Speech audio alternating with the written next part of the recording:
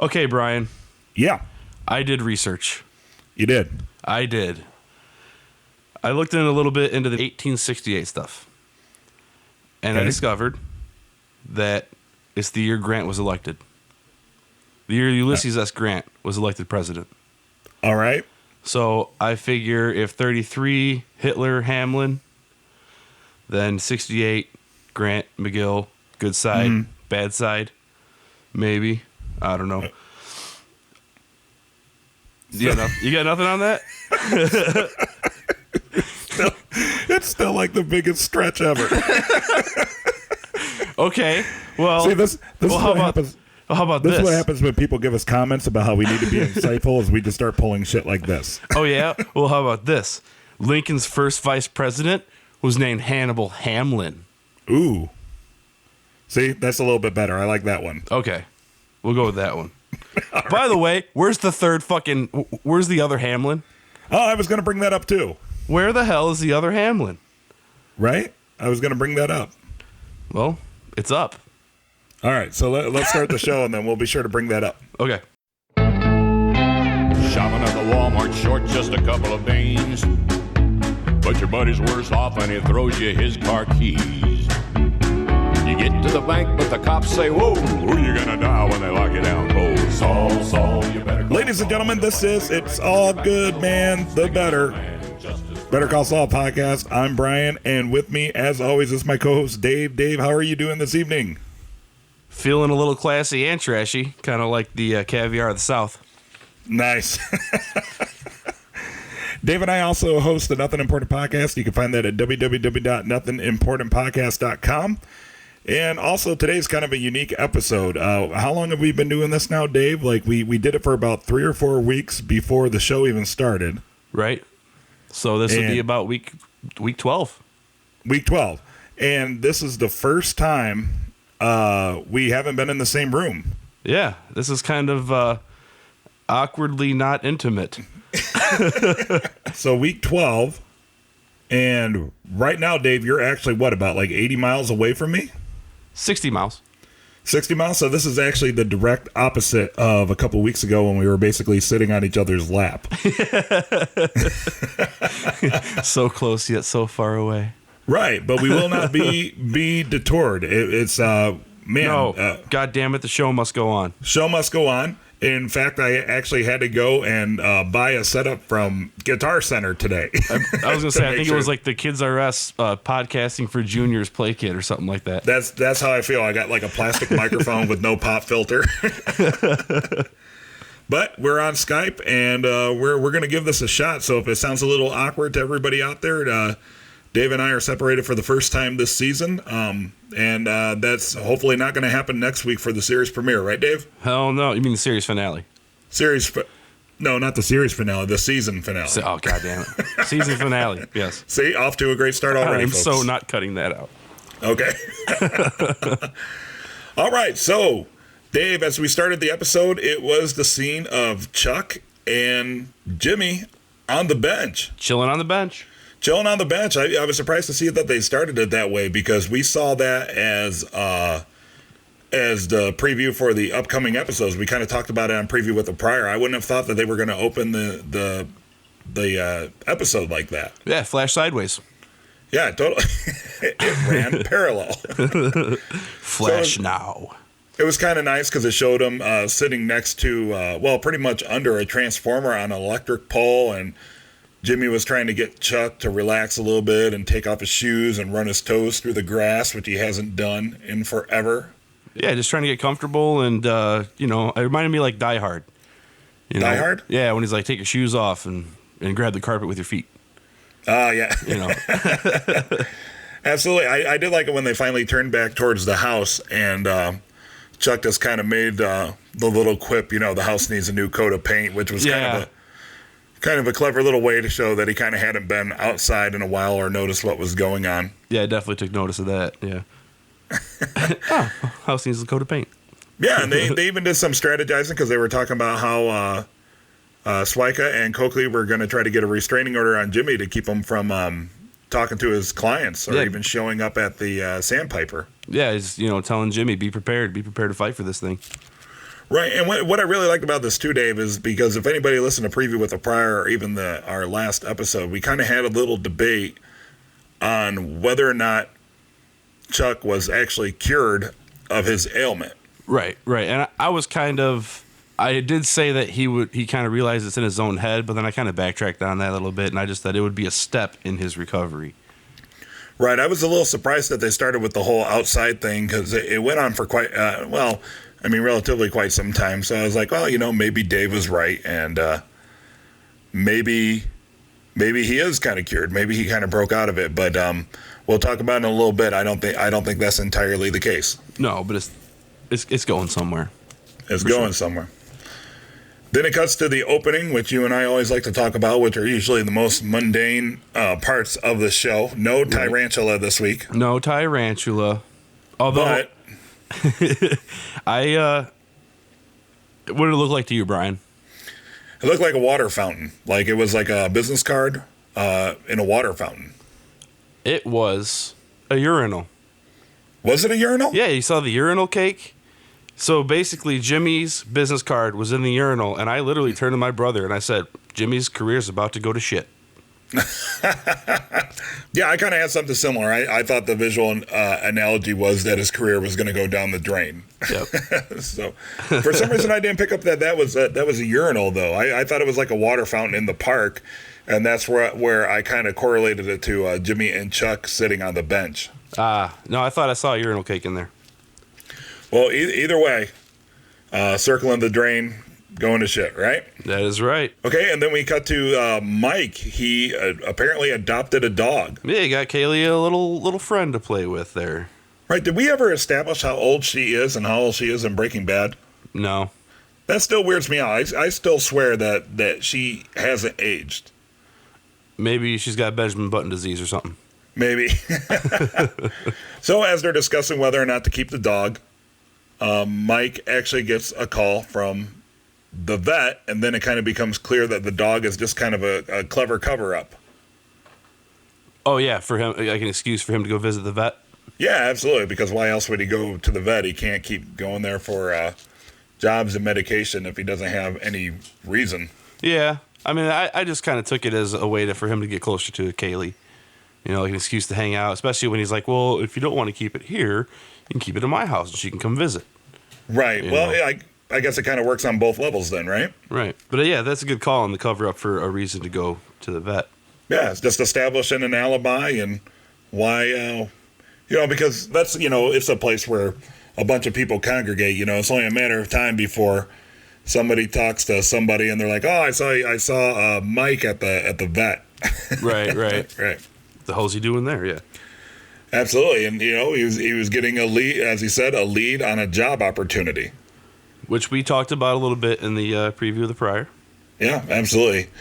I was waiting for, I like when he said that, he got a lead on a job opportunity, but I was kind of hoping that Stacy was going to ask him kind of more about that, oh, really? Like, you don't want to work at the toll booth or you don't want to work at the parking lot booth anymore? Right, yeah. Just to see how he would have reacted, but it just kind of cut away true to fashion. Yeah, I wasn't really expecting a quip or anything because I figured that would be kind of understood. He's looking for something better.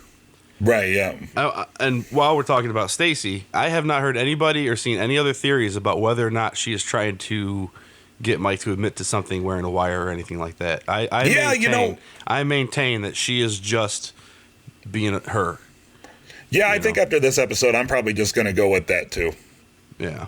It was a great theory, though. It's an awesome theory, actually. Yeah, it was kind of fun to speculate and think about, but now it's there's so many different scenes and so many different situations that I think it's probably not plausible that she is wearing a wire trying to trap Mike, but we still haven't seen the two detectives and what their conversation with her actually was. Right. And maybe you will next episode, maybe not. I don't know. It doesn't seem to be a plot line that they're following too closely as the season wraps. Yeah, so maybe that'll come into play like at the end of the next episode.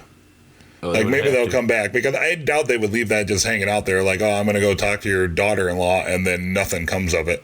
Yeah, but I mean, you got another season, so who knows? Well, that's what I'm saying. I mean, it's kind of like everybody's just anticipating some sort of some sort of cliffhanger. So maybe that'll play into like the big end of season cliffhanger. Yeah, it's possible. Yeah, but then we got to see Jimmy do some lawyering and putting up a good fight, resisting the restraining order. Yeah, that's right.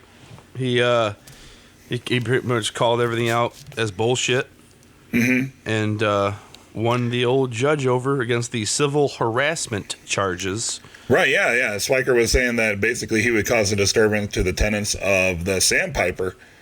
And and Saul countered back with, well, it's pretty obvious all you're trying to do is just keep me away from my clients. So then Jimmy goes to Chuck, all proud of himself. That's not smoke you're smelling, or, I'm on fire, basically is what he's saying.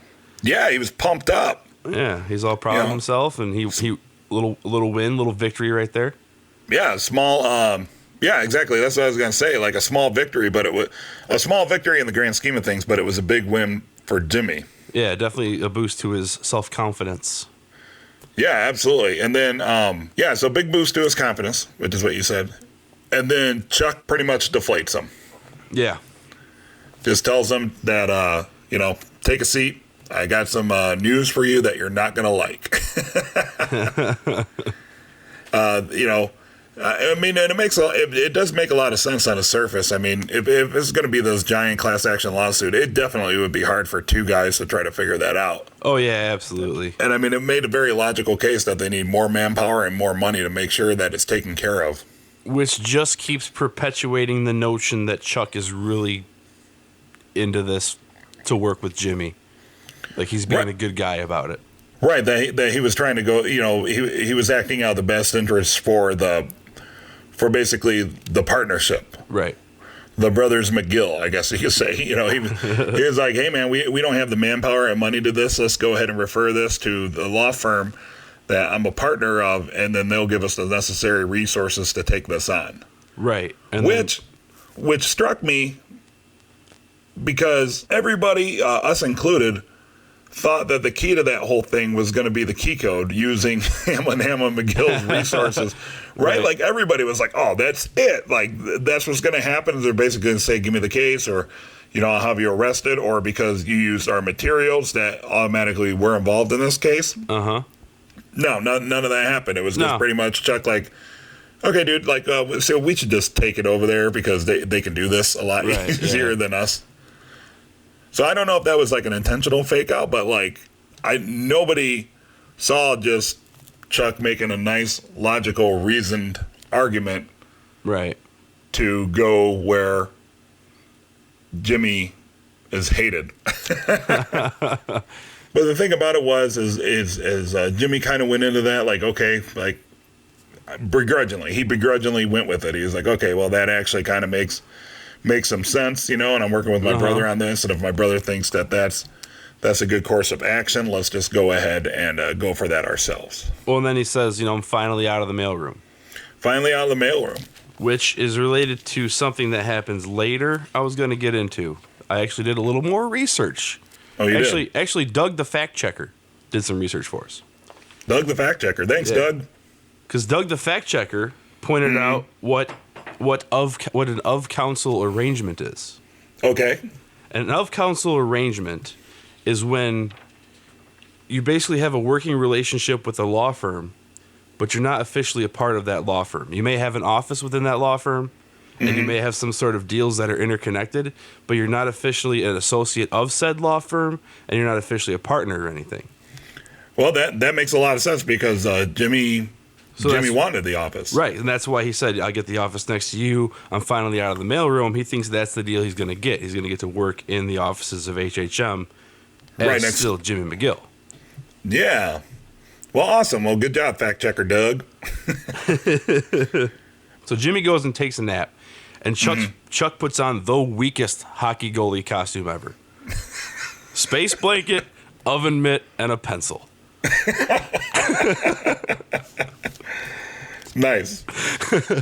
and he uses Saul's phone. Grabs his phone, starts dialing away. Yeah, and right then, I got to be honest, I think that was way telegraphed, and I'm like, dude, he's sabotaging this whole deal. Oh yeah, I thought he was calling. It was either Kim or Hamlin, either Kim or Hamlin. Right.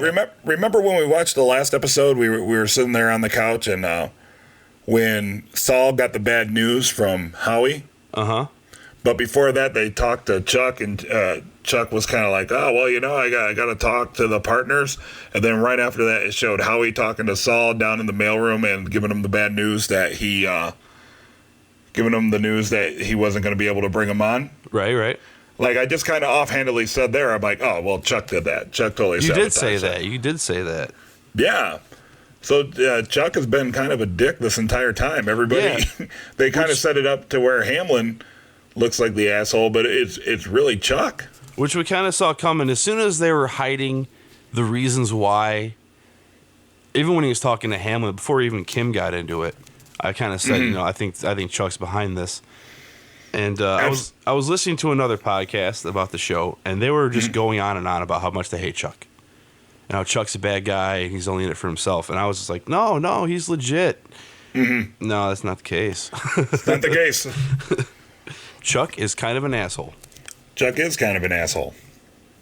Speaking of assholes, Mike heads to the garage, and we finally get to see that scene played out that was in the previews for the upcoming episodes last week. We finally get to see the return of Badass Mike. That's right. And I'm going to go ahead and say those guys were not the guys from the Wanted posters. No, they weren't, but here's a neat little fact for you. All right. The guy, remember you kept calling him the guy in the Zumbas? Yes. Right, the guy in the Zumba pants? Yes. That's actually Steve Ogg, who played Trevor in Grand Theft Auto 5. And the reason why that's interesting is because Michael Mondo, the guy who plays Nacho, plays Vaz Montenegro in Far Cry 3. So I just found it interesting that for those of us that grew up with video games, that's two big-time video game actors in one TV series. And if you add 5 plus 3, you get 8. Now, 1 times 8 is 8. If you take the 1, and then you go 8 times 2 is 16. Move the 1 over to the beginning. You double the 8. You have 1868. That's Chuck's pin number.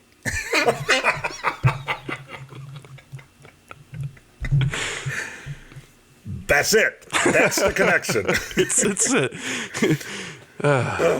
Man, that was some Eddie Valiant shit. Bonus points to anybody who knows who Eddie Valiant is. All right, so Mike was in the garage. He's the smallest one there. And apparently they're there for a protection job. And I thought that'd be like a multiple-day protection job, but it doesn't appear so. Apparently it was one deal. So I was kind of right. Mm-hmm. I kept using the word strong arm. I figured, it would be some sort of something they would need force to accomplish, or at least a show of force. Mm-hmm. Yeah, but we had no idea what the hell the job was going to be and what exactly a protection job is. Absolutely, because when Price showed up in his little minivan, he didn't look anything that you would think a criminal would. So he's obviously some sort of doctor or a pharmacist or something that has access to prescription medication. Like a super neurotic guy. Mm-hmm. I like how they referred to him as an ethnic type. Right. These ethnic types. I also like, I thought it was absolutely awesome how the only thing that Mike brought to this was a pimento cheese sandwich. You only got to bring what you need to do the job, apparently. Yeah, I mean, how badass was that? He's like, well, what if you need a gun? He's like, I just assume I'll take it from you. I'm pretty sure he had a gun in that bag. He was just saying it was a pimento sandwich because that guy was being a dickhole. Yeah. And then after he disassembles the gun, beats the guy's ass, and takes all of his weapons, the human mountain just runs off. Yeah. Which, by the way, called it that the whole tense scene between Mike and the Zumbas guy was because that guy was just being crazy and Mike was just like not dealing with his shit. Right, absolutely. So good call, Dave. And I love I think my favorite part of that was like, we need 3 guys, and Mike's just like, no, we don't. Yeah, and then he took the entire $1,500 for himself. Right. Then we finally got to see Chuck return to Hamlin McGill. That's right, with the space blanket suit lining. Yeah. By the way, another thing I was right about was Chuck showing up at HHM and the big, welcome back. I didn't think that they would put the place in freaking like, threat level midnight lockdown. Which is another Office reference I wanted to make, other than the guy that plays Price, plays Nate, and his whole thing in The Office was, I don't exactly have a hearing That was problem. Nate from The Office? Yeah, it was Nate from The Office. Right? Like one of the guys from the last season that were kind of interns? Yeah. Yeah. He hires them in the warehouse, and the whole time he's like, I don't exactly have a hearing problem, but when there's a lot going on, I can't separate what's going on. He keeps saying that over and over again. In that, it's like the same character. Awesome. So the employees of Hamlin McGill are doing their best to accommodate Chuck, walking around with the big Tupperware, collecting cell phones, shutting off the power, shutting off the computers, all waiting for Chuck's big arrival. And it was great to see Chuck walk in and everybody there in a show of support, applauding and clapping. Right. Yeah, being all supportive and shit because, the guy helped build the company. Mm-hmm. And then it gets down to the brass tacks, and Saul reveals that he already has 68 litigants in his class action suit, and they think that they can get up to 350. He's got some solid numbers. He's got momentum in the case. So with all those litigants, and the round table of lawyers actually started about banting about other charges that they could throw on top, like racketeering. So it really appears that they're going for the gusto, and this is going to be Jimmy's big deal, his big break, his big case, make a name for himself. Hamlin had to literally stop himself from calling it a slam dunk. Yeah, absolutely. Hamlin was very confident that the law firm could win this case. Very confident, and of course he gets, they negotiate the pay. Sal's going to get 20% of the common fund share after the payouts. Right. He'll get $20,000 as a counsel fee. Right. But he will not get an office in Hamlin McGill. And that's the thing, because when he says the of counsel, Hamlin says, we'll call it an of counsel fee. It's not actually an of counsel deal. So that's where Jimmy was all like, oh, yeah, I'll take the office next to Chuck's. Like, he thinks he's getting that of counsel arrangement. No. Right, and stop him dead in his tracks. That's right. And I was watching Chuck. I wanted to see how they wanted Chuck's character to handle the situation, because we're feeling like Chuck's the bad guy and keeping Jimmy out of everything. So I'm sitting there like, how much is Chuck going to go to bat for Jimmy right now? Yeah, as soon as he actually started sticking up for Jimmy, the way that that played out, the first thing that came out of my mouth was, yeah, he totally set that up. Like, that is not sincere at all. Right, yeah, I kind of was feeling that too. Because they set it up as Hamlin being the bad guy and delivering the bad news. He's like, you're not working here. We want the case. And then he had to stop himself from saying, not you. Right. It's just, let's just leave it at, we want the case and nothing else. We only want the case. Right, and that leads to the line, that they were showing on the previews where, Jimmy just put it on the table, kind of like, look, I hate you, you hate me, but let's put that aside and let's make some money and make this happen. Right, let's work together. Let's do some shits. And Hamlin wasn't about it. He said that a majority of the partners had already decided as a cover for Chuck that that Jimmy could not work there. Right. Which you brought up a question at the very beginning before we started recording, Dave. What was that question? What was the question? Where is the third partner? Oh, yeah. So, a majority decision. Where's the other Hamlin? Right, yeah. That right. It's Hamlin McGill. We've only seen a Hamlin and a McGill. We haven't seen the third person yet. And that I wrote that in my notes, and I circled it a few times. I'm like, majority? Who the hell's the other guy? So I wonder if that'll ever come into play. I wonder if there really is no third partner. I wonder if it's some sort of shading doings under the table where they establish a fictional third partner that just happens to be out there, and maybe they use that to sway corporate votes or stocks in the company. Yeah, but also there are other partners that are not on the name of the company, right? Like Kim Wexler's going to become partner. Would they change the name to Hamlin, McGill, and Wexler if that happened? Right, I'm sure. I mean, there's junior partners. I'm sure there's all sorts of partners, because I think that's an actual rank in law offices, right? Right. You get to a certain level and you become a partner. But the deal is the name of the company is Hamlin McGill, and we haven't seen the other Hamlin. Right. What the hell? Where is Hamlindigo Orange? Right, and maybe, we keep saying maybe we'll see that in the final episode, but I don't think we will. I think that's something that they're going to hold off until at least next season. I don't think, because even the writers and everybody have to now be feeling like, look, the audience has had to have caught on that we haven't introduced the third major partner. Right. So, come on, man. Where's it at? But I did like Jimmy's response to that. You know, he didn't take too long before he's like, no, absolutely not. You know, anybody else would have brought you this slam dunk multi-million-dollar case. You would have made them partners just off of that, and you won't even let me have an office next to Chuck. Like, I will destroy this entire case for you.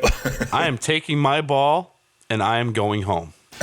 That's exactly what it was. If I can't play, nobody can play. Right, absolutely. And then Howie was just like, all right, well, I wish you luck. Right, yeah. Go do it. Yeah, absolutely. So then this is the scene I was kind of waiting for. Mm-hmm. Kim goes to bat for Jimmy, and Chuck didn't. Right. I definitely noticed that happened. She walks into Hamlin's office and just questions him, why? Why didn't you hire Jimmy? What's going on? Jimmy's a good lawyer. He works his ass off, blah, blah, blah. And brought you a fucking ridiculous case. Right, brought you this ridiculous case, and you're just going to kind of buy him out of it. And then he says, well, why are you doing this? She says, well, he's my friend. And then he says, well, did your friend tell you to do this? And she says, no. And she's like, no, I took it upon myself because I believe in him. And that's when he's like, keep your opinions to yourself. Right. Okay. Gotcha. Yeah. He tells the next time that Kim wants to walk into his office and tell him where he's wrong, or tell him where he's wrong, she could just stick it pretty much. Right. But I did, when she was ready to walk out the door and Hamlin called her back and told her what's really going on, I kind of took that as a sign of Hamlin's respect for Kim growing. See, that. You know what? See, that's the thing about Howie is, like, they kind of set him up the entire time to be a dick, and I think this is kind of like the genius of the show thus far, because really he's not a dick at all. Like, really, if you think about it, there's a lot of times where he was actually probably handling the situation with as much empathy towards Jimmy as he could. Right, because it really wasn't his call. Yeah, I mean, all of it. Like the whole, like, he can't be a lawyer to begin with. Like, it's now obvious that was all Chuck's doing. And while they're not necessarily best friends and he doesn't see him as like a little brother, like, thinking back to all the things that Howie has done, like, yeah, he's kind of a douche. But really thinking back to all of it, like, he's been very respectful and empathetic towards Jimmy the entire time. Even when Jimmy busted in at the beginning of the season, remember, he busted into the law office for the first time demanding that they release Chuck or whatever, and instead of, like, getting fired up, or, it's just like, how can I help you, Jimmy? Right. Right. Like I mean, he's kind of a cocky douche, which, by the way, for some reason, he reminds me of Neil Patrick Harris. I don't know if that's me. He reminds me of Doogie Howser for whatever reason. So that's what I find interesting in the whole scenario is Howie is totally... Howie's the messenger. Yeah, so... He's always the messenger. But not only is he the messenger, I feel like he's the only one really kind of looking out for Jimmy's self-interest. Because his brother keeps tanking him. Kim's looking out for him the most. Right. But, well, okay, good point. So, but I think Howie is looking out for Jimmy more than Chuck is, because Chuck just keeps, like... Absolutely. Like, just keeps screwing him over, and Howie just keeps softening the blows. Like, you see it, he doesn't go overboard douche. Like, he doesn't really put him in his place. He doesn't trash him. He just kind of says what needs to be said. And he says it with affirmation and, like, assertiveness. He just says it matter-of-factly. Right. Everything with Hamlin's been matter-of-fact. Yeah, like, okay, for example, remember the scene where, Jimmy was celebrating in the mailroom, and it panned out, and all you heard was the noise of the copy machine, and it was obvious that Hamlin was, letting him Jimmy know that he wasn't going to hire him. Right. Well, they actually had dialogue for that, even though it wasn't recorded. Oh, really? Yeah, what he said was, and this is according to Gordon Smith, who wrote that episode, this is Hamlin to Jimmy. We don't have any associate positions open right now, and my hands are tied. I wish we could help you. It's really great that you've done this, but it's not going to happen right now. And then that's when he walks out the door, and it ends with him saying, well, we'll think about it again in 6 months. And then it pans out further, and then a deflated Jimmy sits at the table, and Hamlin takes the cake and goes back to his office or wherever he goes. Right. So even the unheard dialogue that they had, it still shows, Hamlin sparing Jimmy's feelings. Like, he's direct, but I get the sense now that, like, he's just trying to, like, I think he feels sorry for Jimmy in a way. And he's playing both sides. He has to be like a moderator in this. He's trying to keep the peace. Right, because his cash cow is Chuck. Right. So he doesn't want Chuck to get too upset, but then at the same time, Jimmy keeps being a thorn in his side and has this vitriol against him, all because he's carrying out the orders of Chuck. But is Jimmy really the thorn in his side? Because Chuck's keeping a pretty good lawyer out of HHM. Well, that's what I'm saying, though, but Jimmy doesn't know that at this point. So Jimmy keeps prodding and causing troubles with Howie, and he kind of tries to go out of his way to be obnoxious and aggravate him a little bit. Which maybe that's why Howie told Kim, because he knows Kim will tell Jimmy. Yeah, that's a good angle. So then we finally get to see what Price is up to and why he needed Mike, and it's just a very simple drug deal. He's trying to sell drugs to Nacho. As I was going to say, as the van pulled up, I didn't remember if it was like the van from episode 2. Mm-hmm. But I did say, come on, Nacho. Like I had a feeling it was going to be Nacho. It was a good way to bring that character back. And also, was it established? Well, Mike knows of Nacho, right? But they don't know each other personally. I was trying to think if they had any interaction before. Because I don't think so. Right, because obviously Mike knew what was going on with Nacho when he got Saul off the hook for pushing him. Right. So he's obviously familiar. He knows about Nacho. But in the scene where they were staring each other down, there was very little, if any, familiarity or like professional courtesy or anything. It was all very business. But there was no like, they weren't cordial towards one another. Right. But maybe they just had that understanding, like, they're both there kind of doing illegal things and they're just going to, play out their parts even though they're in no real danger. Well, as Mike knew that it had to go smoothly, yes. Right, yeah, because as you said, if you're gonna be a criminal, you got to do your homework. Right. I did like how when Price counted the money, it was $20 short, and Mike posed as if he was willing to tank the whole deal over $20. Well, but I said exactly what Mike said too, and I was like, well, isn't Nacho willing to tank this whole deal over $20? Yeah, see, I didn't say that. I just kind of laughed. Like, my wife said, why would he care about $20? And I'm like, I don't know, $20 is $20. Because Mike is a matter of principle, man. You are, and he said it in the episode, you are a man of your word. So if you say you're going to give this much money, it's got to be that much money. You say it's going to be for this many pills, it better be for that many pills. Because a little lie can become a bigger lie, can become a bigger lie. Absolutely. See? And I did like how Price dropped the $20 bill and had to chase it in the wind. Yeah. Yeah, it was a little fuck you, you neurotic bastard. I'm assuming those pills were pseudo. Like they're fake? No, pseudo. That's what they were always going for to make meth in Breaking Bad. They were always going after the pseudo. That's what they called it. I don't know what it's short for. I'm assuming those are the pills that they're getting into the meth operation. Oh, very good, Dave. Oh, look at that how it's all tying together. That's very nice. Yeah. Well, I'm not the one that wrote it. Yeah.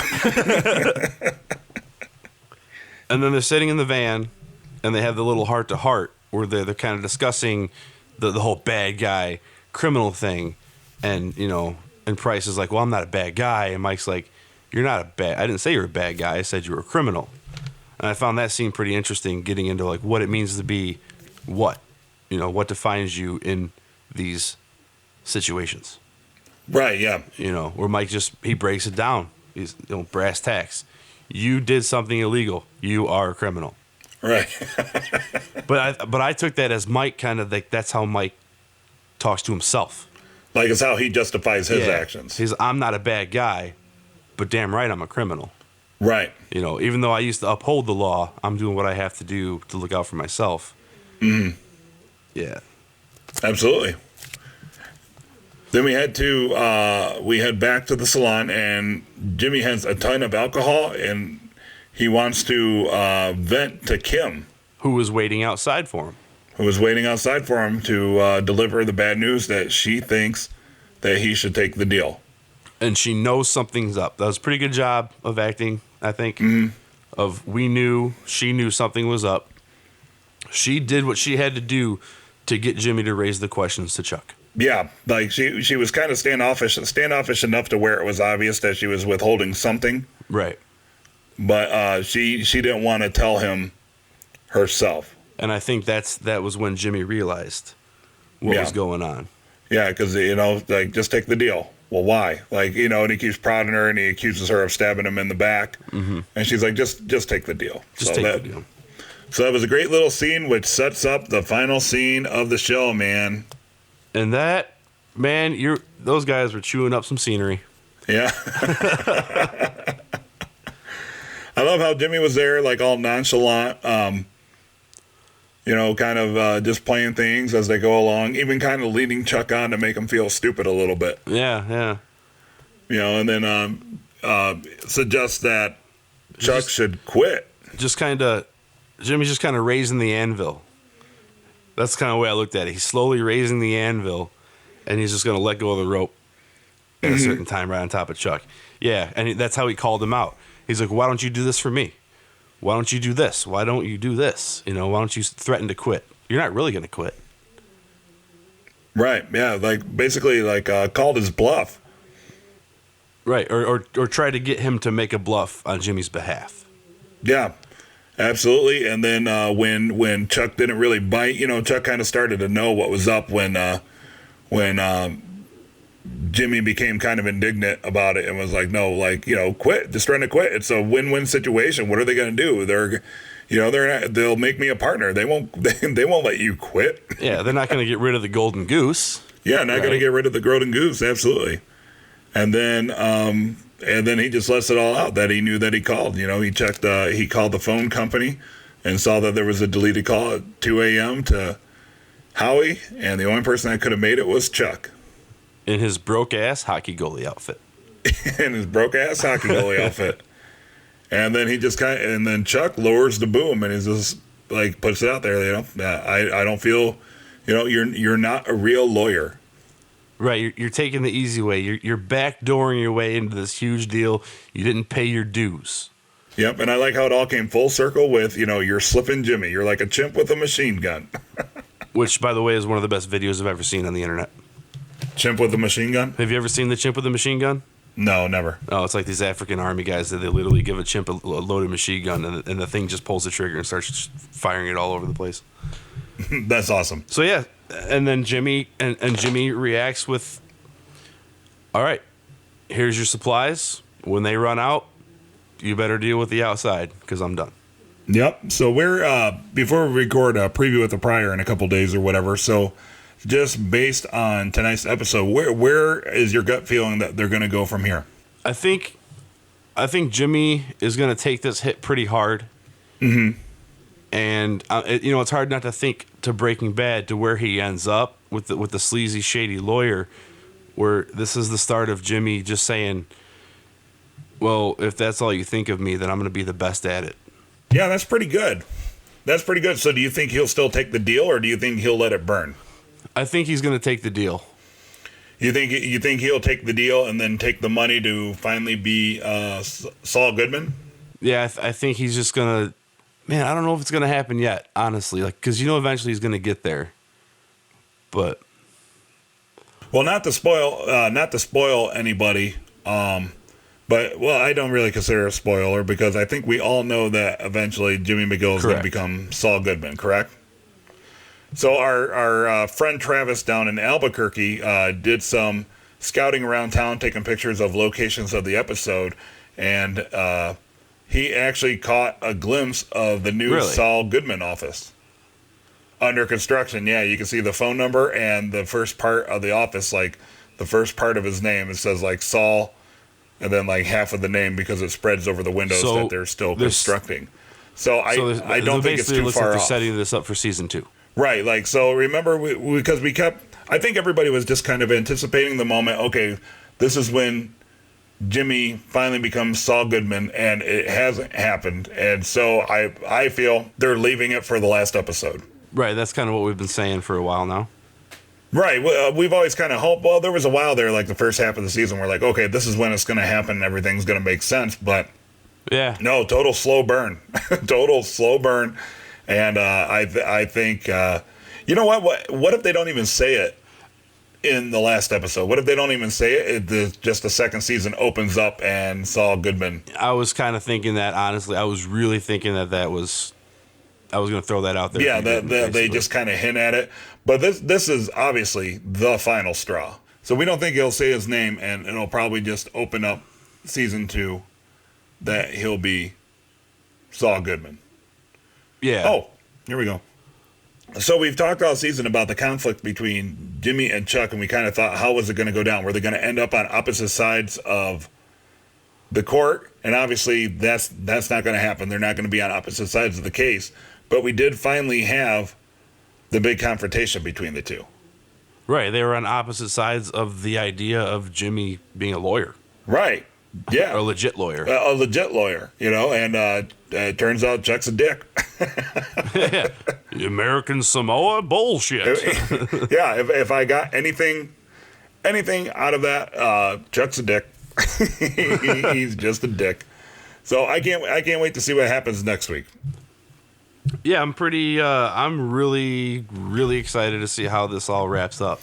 Absolutely. And for those of you, because I'm kind of like, honestly, like, I think they're going to have to fit a lot into this episode for me to be happy. I mean, what's all this with Mike been about? Mm. Like, why have this storyline with Mike? It hasn't gone anywhere yet. That's true. Doing protection, taking odd jobs, dealing with Kaylee. Like, how does that thread go along with Jimmy becoming Saul Goodman? Well, why don't we take a couple days? Unless this is just Mike's first foray into being the wolf type character, because we know that's how he ends up with Saul Goodman, as his enforcer, cleanup guy. That's the only thing I can think of. This is just how Mike gets on that track. Gotcha. I see where you're going. Well, that'll be good. We'll take a couple days and formulate our ideas, and let's put together a real good preview with a prior for the upcoming finale. We'll do maybe a little bit longer one. And I do want to touch on Ben from Australia's his comparison about the Walter White with gray matter to Jimmy with HHM kind of stuff, and there is totally a parallel with those guys' pride getting in the way of certain benefits that they can get from their relationship with those companies. Like, Walter wouldn't take a handout from Black. Walter wouldn't take a handout from Black because he's just too damn proud. Mm-hmm. Jimmy he's not taking this deal from HHM because he's too damn proud. Gotcha. It's kind of like, I think they're playing with hubris a little bit, and people's pride being their downfall, which is really cool because I like it. All right, real quick, Dave, before we sign off, I do want to give a shout out to listener Nexus Crawlers. He's the one that actually, as the show was going on, clued me into the fact that that Michael Mondo and Stephen Ogg were both main video game characters in their respective series. And, being nerds, we just thought that was pretty neat that, two actors that we would recognize that people who aren't in the video games probably wouldn't were in the same episode of the same show. Yeah, it's pretty cool. Yeah, absolutely. Nice catch. Very, very nice catch. I like it. Keep it up. Indeed. We're going to go ahead and cut that out here. This is so I how do I use it? This is so awkward. Right. This is like the worst one yet. You know what the funny thing is, Dave, is like I thought the one where we had to sit on each other's lap and we used one microphone was awkward, and it's just a little bit weird because we haven't gained our bearings yet to do the whole remote episode. Uh-huh. But next week, we're definitely going to be together for the season finale. Right, Dave? It's going to happen. It's going to happen. And, of course, we're going to put together a great episode for you guys. So thank you for listening to this week's episode. Make sure to hit us up on Twitter and Facebook. And check out our friends at calltosaul.com. And check us out at itssaulgoodman.com. And, Dave? Call us idiots. Call us geniuses. Whatever. Just call us. Justice for all. hurt me, you better call Saul.